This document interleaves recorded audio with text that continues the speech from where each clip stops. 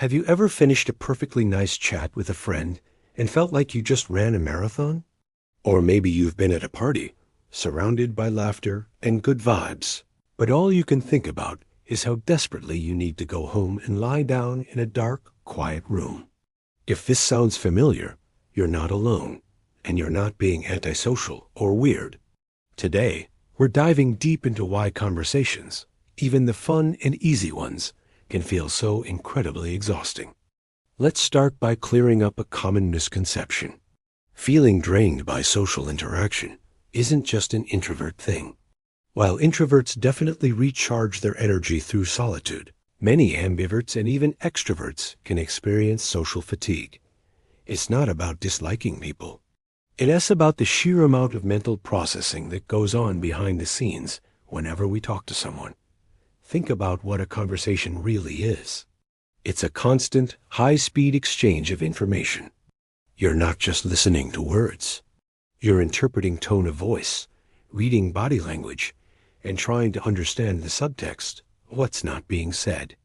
Your brain is working hard to follow the thread of the conversation, formulate your own thoughts, and then translate those thoughts into coherent sentences. Simultaneously, you're managing your own nonverbal cues. Are you making enough eye contact, but not too much? Is your posture open and friendly? Are you smiling at the right moments?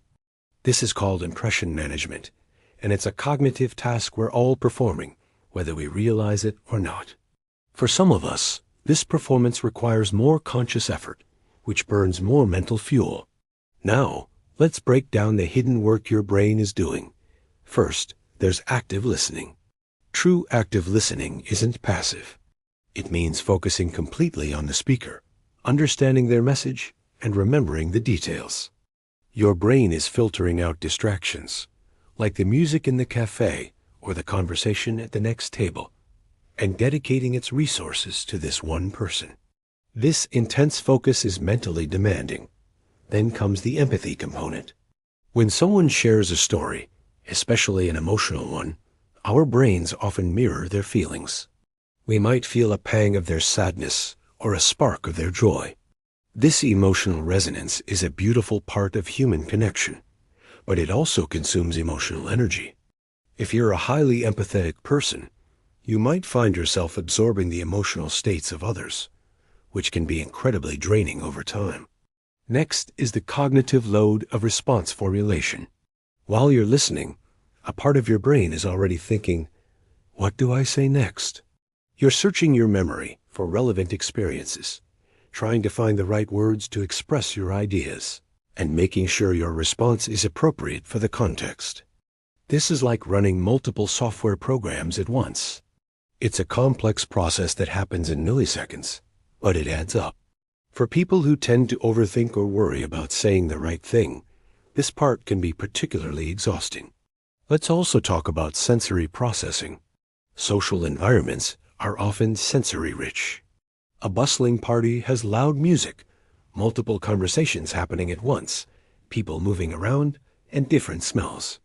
For individuals with high sensory sensitivity, the brain has to work overtime to process all this incoming information. It can lead to sensory overload, where the brain essentially short-circuits from too much stimulation.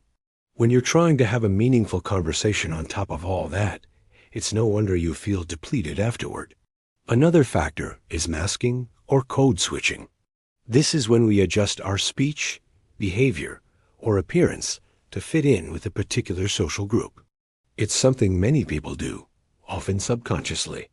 However, for neurodivergent individuals, like those with autism or ADHD, masking can be a constant, conscious, and exhausting effort. It's like performing a role in a play for hours on end. You have to constantly monitor your facial expressions, your tone, and your words to fit neurotypical expectations. The mental energy required for this is immense, and it's a huge reason why social interactions can lead to burnout. And what about small talk? Many people find small talk particularly draining. Why? Because it often feels performative and lacks deep connection. The conversation topics like the weather or weekend plans are predictable. and the interaction can feel like you're just going through the motions. Your brain is engaged in a social script rather than a genuine exchange, which can feel more like a chore than a pleasure. It requires energy to maintain that polite, interested facade when you're not genuinely stimulated by the topic.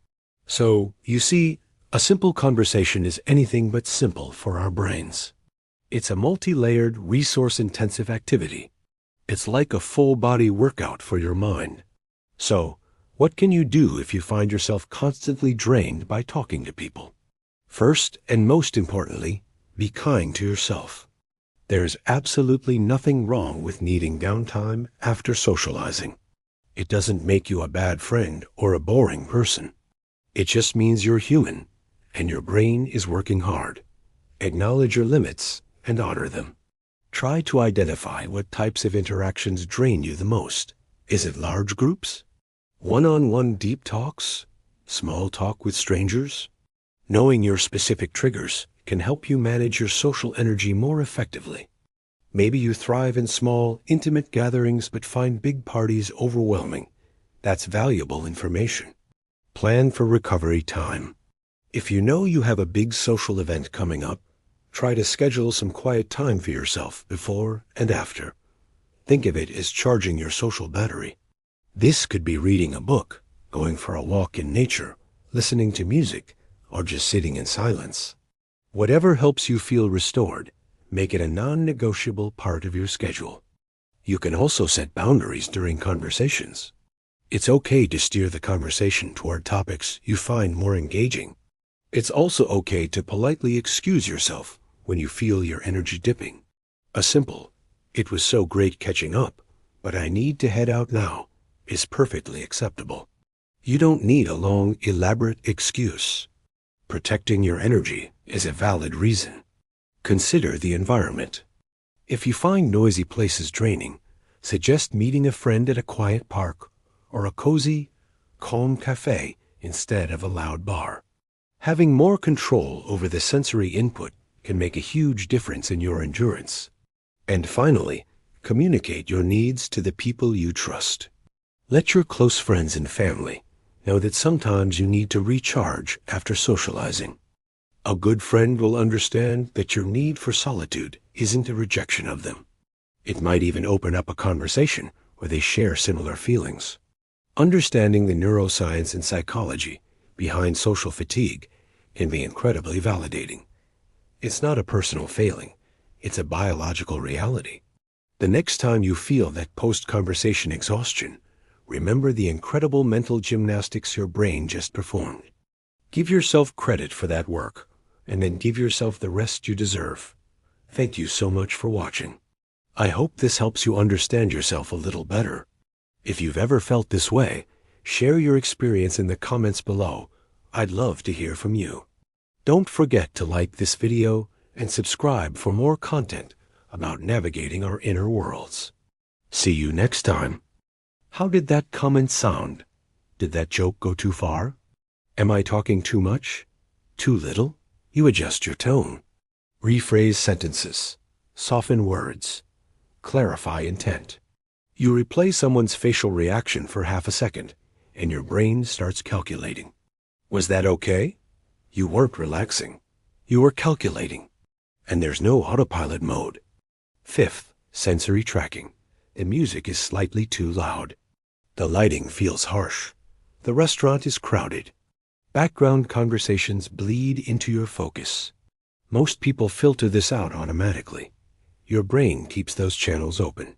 Each detail seems small, but together, they create constant stimulation your nervous system never fully escapes. Sixth, post-event processing. This is the one that surprises most people. You leave, but your brain doesn't. Hours later, you replay the evening. Why did I phrase it like that? Did they mean something else? Should I text and clarify? Your mind recorded more data than it could sort in real time. So it continues analyzing later. That's why you sometimes feel even more tired an hour after getting home than you did during the event itself. Your brain is still running background programs. And finally, recovery mismatch. Your recharge requires specific conditions: low stimulation, quiet, minimal sensory input, no need to perform, no need to monitor. Silence isn't antisocial for you. It's maintenance. It's the only time all those processing channels finally close. If you don't get that kind of recovery, the exhaustion compounds. Weekends packed with fun plans leave you drained, because your system never truly powered down. Now here's the important shift. This isn't a flaw. It's not weakness. It's not social incompetence. Your brain runs at high resolution. You notice details others miss. You understand nuance deeply. You read between lines naturally. That depth comes with a cost: energy. The exhaustion you feel isn't proof that you can't handle people. It's proof that your mind was doing significantly more work than most people's minds were doing in the same room. So the next time you come home from a completely fine evening and feel drained, don't ask what's wrong with you. Ask how many programs your brain just ran without you even noticing.